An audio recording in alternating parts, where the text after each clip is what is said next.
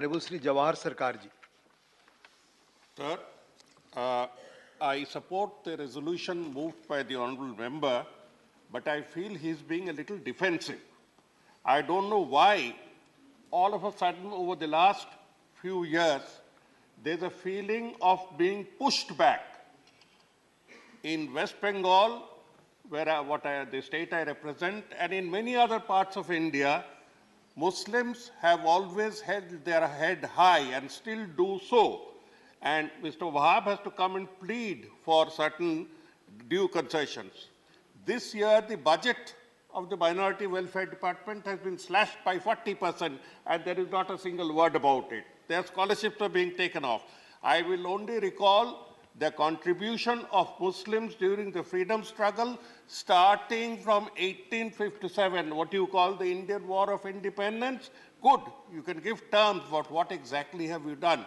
I can place a demand before the government to list out all the shaheeds of that era, to list out all of those who were sent to the Andaman Islands when they were considered to be penal islands, not a jail. They were just kept there because if you go through the list, you will see the contribution of the Muslim community to the freedom struggle.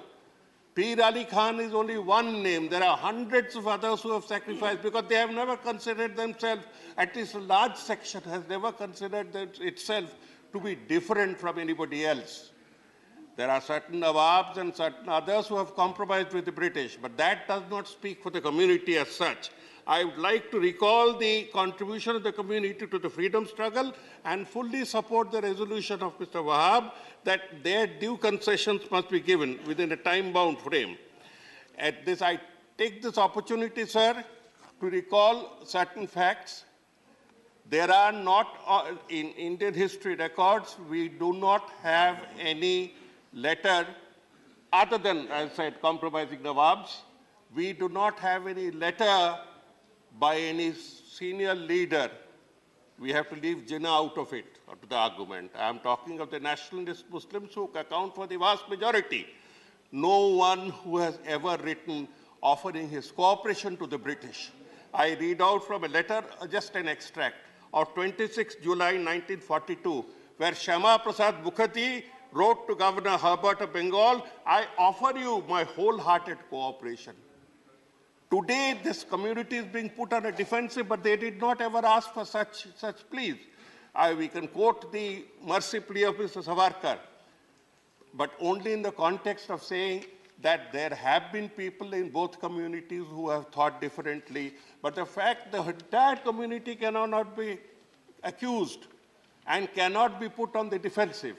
In Bengal and many other secular states of India, we have offered them full rights and we consider them to be a part of our national and regional traditions. In Kerala, Tamil Nadu. So there are states, but as in the country as a whole, no one can deny that there is an overall pall of fear and terror against the Muslim community. They are our brothers, and you cannot go on splitting a nation into 14% versus the rest. You just cannot do it. You are playing a very dangerous game.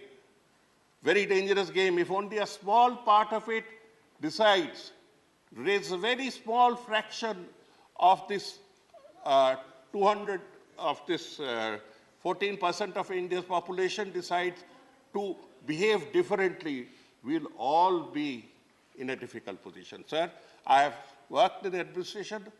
We have handled terrorism. We have handled regional agitations.